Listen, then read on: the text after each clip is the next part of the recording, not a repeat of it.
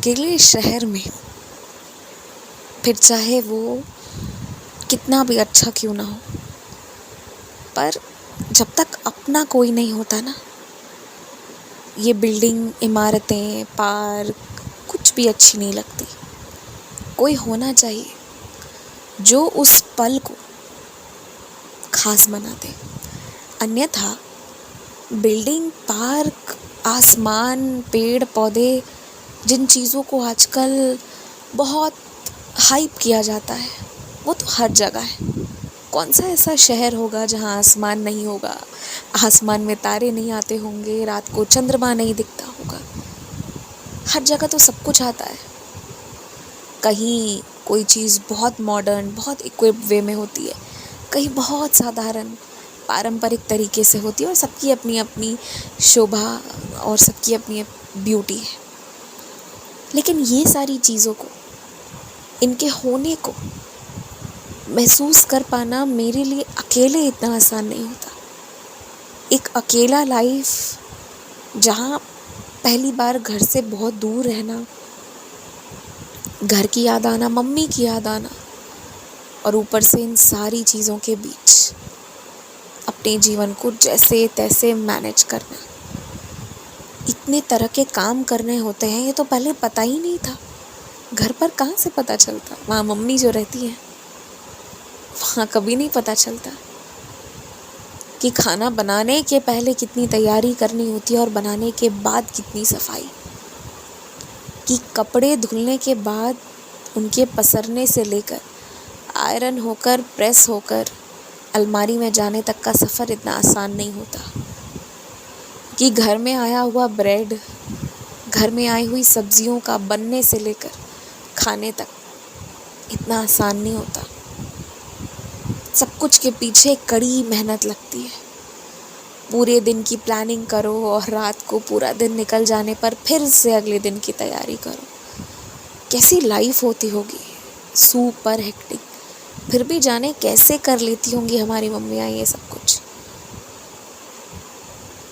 पर पता नहीं, मुझे अब बहुत ताज्जुब भी होता है और बहुत रोना भी आता है, और साथ ही साथ ये भी समझ नहीं आता कि मैं कैसे और कितने दिन तक ये सब कर पाऊंगी। ऑफिस में कुछ दोस्त तो मेरे बन गए थे, लेकिन ऐसा कोई नहीं था जिसके साथ मैं बहुत फ्रेंडली हो जाऊं या ऑफिस के बाहर मैं कहीं घूमने जाऊं। दरअसल मुझे मेरे पेरेंट्स ने एक बात सिखाकर भेजी थी कि अपनी पर्सनल लाइफ और अपनी प्रोफेशनल लाइफ को बहुत अलग रखना, और इस चीज़ में मैं भी बहुत विश्वास करती हूँ। और सिर्फ इस वजह से मैं इन दोनों को मिक्स नहीं करना चाहती, इसलिए मैं किसी के साथ दफ्तर के बाद कहीं घूमने नहीं जाना चाहती। दफ्तर में या ऑफिस आवर में जो करना है, जो प्लान बने, जो भी हो, और सबके साथ हो तो वो ठीक है। कोई एक दो बहुत खास हो और 4 लोग बस यूं ही हो, ये चीज़ नहीं है। और मैंने ये चीज़ कभी नहीं किया कि मैं किसी एक की बहुत फेवरेट होंगी और किसी की नहीं होंगी। ये सब मैंने नहीं किया। इक्वल फॉर ऑल, मैं इस पॉलिसी पर चली। लेकिन इन सब में मैं पीछे अकेले रह रही थी, क्योंकि अपनी पर्सनल स्पेस में अपने कलीग्स को मैं इंटरफेयर करने नहीं देती, यानी अपने दफ्तर वालों को मैं इंटरफेयर करने नहीं देती। और इस पर्सनल स्पेस में मेरे सिवा कोई था नहीं। अब वीकेंड्स जब भी होता तो मैं घर भाग लिया करती, लेकिन फिर वीकडे पर बहुत थकान होती। महीने 2 महीने तो मैंने यही किया, भाग दौड़ खूब मचाई। लेकिन एक समय के बाद शरीर ने कहा, बस कितना भागोगी, अब इसी शहर में जीना सीखना होगा, अब इसी तरीके से इसी सिचुएशन में रहना होगा। फिर कभी कभी मम्मी आ जाया करती, घर से मम्मी, दादी और सब लोग आ जाते तो बहुत अच्छा लगता। लेकिन कुछ संडेज़, कुछ सैटरडेज़ अब मैं अकेले भी रहना सीख रही थी। ये भी एक जीवन का फेज़ होता है और सबको सीखना ही पड़ता है। लाइफ किसे क्या सिखा दे। मैं वो लड़की जो उधम मचाती, सबके साथ रहती, फुल फैमिली के साथ, आज अकेले रहना सीख चुकी थी। अभी आए हुए 4 महीने बीत गए थे और थोड़े बहुत दोस्त मैंने बनाए थे। रही बाबा की बात, तो बाबा के मंदिर में इसलिए जाया करती थी क्योंकि मेरी दादी मुझे फोर्स करती थी।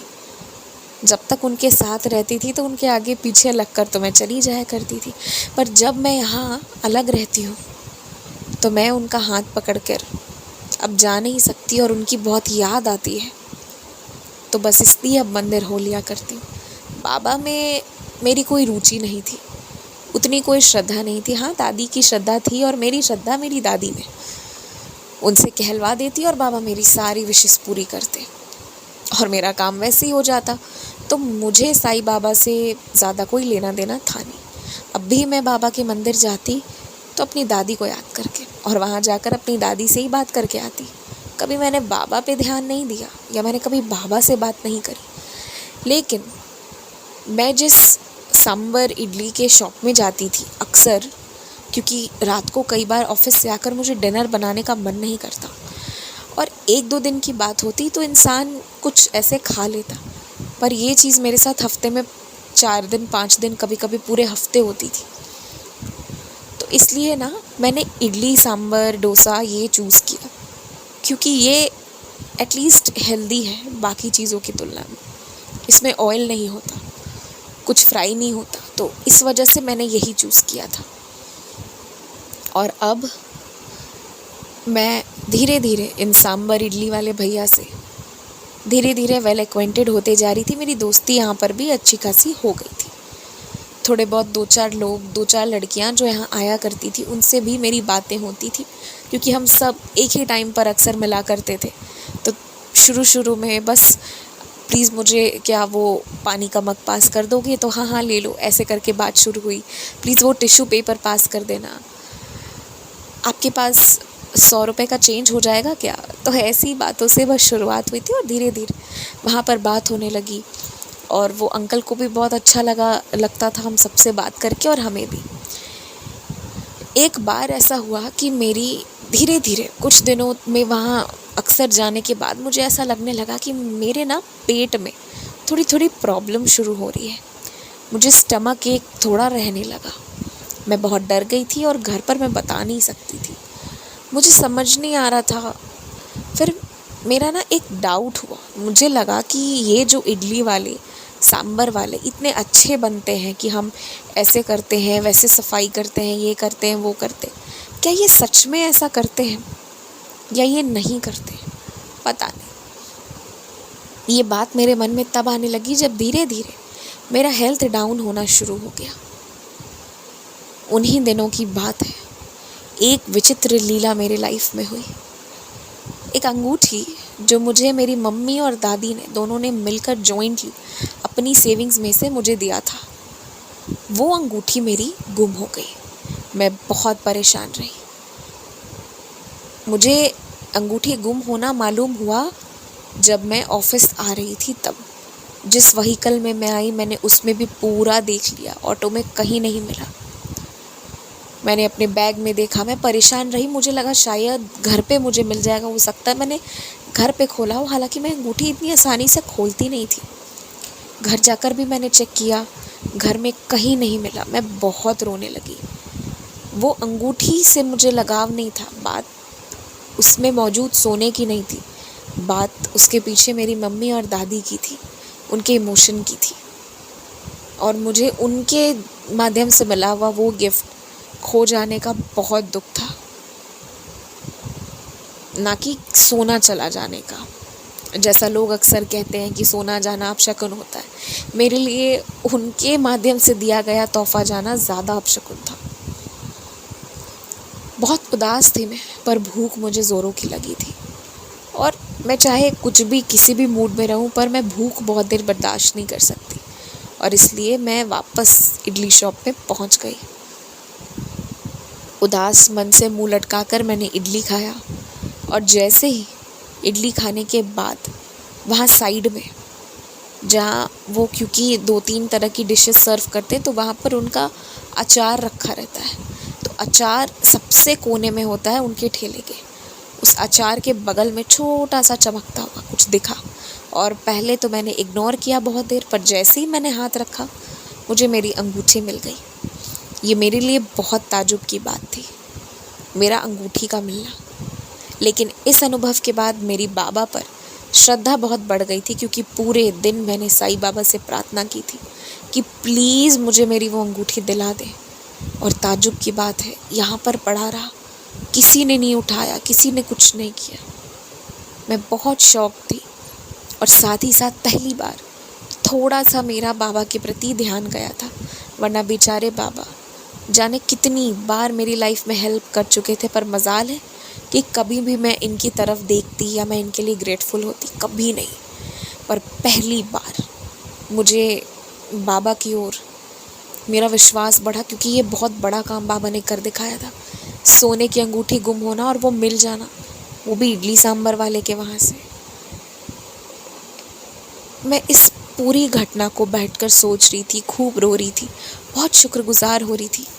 पर बहुत देर उस रात मैं बाबा से बात करी और उस रात मैं जल्दी घर भी आ गई थी। वहाँ स्टॉल पर मौजूद बाकी लड़कियों से मैंने ज़्यादा देर बात भी नहीं किया, कह दिया मेरी तबीयत ठीक नहीं।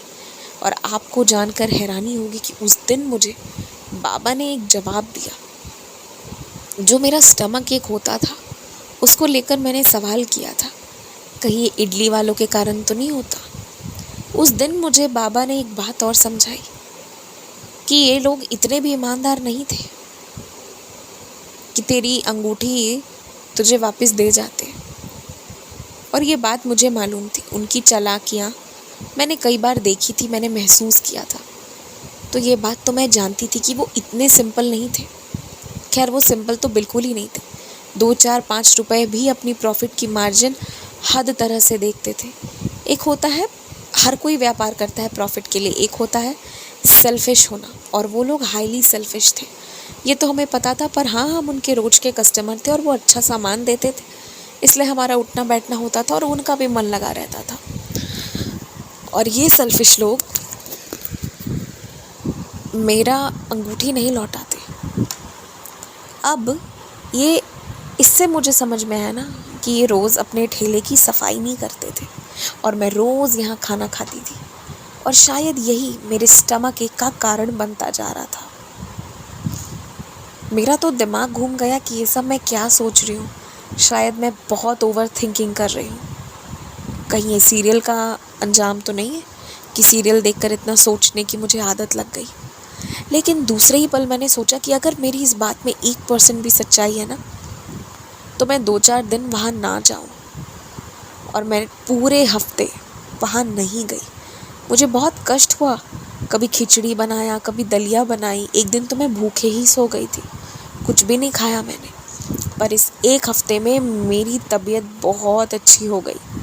मेरा स्टमक एक गायब हो चुका था। और इस एक हफ्ते में मुझे रियलाइज़ हुआ कि सच में ये लोग अपने ठेले की ठीक से सफाई नहीं करते। इनका खाना स्पाइसी कभी नहीं रहा, कभी इन्होंने लाल मिर्च पाउडर से भरकर खाना नहीं बनाया। फिर भी मेरे पेट दर्द का कारण ही यही था कि ये रोज़ सफाई नहीं करते थे। बाहर से साफ जैसा दिखता था, पर अंदर से बेहद गंदा रहता था।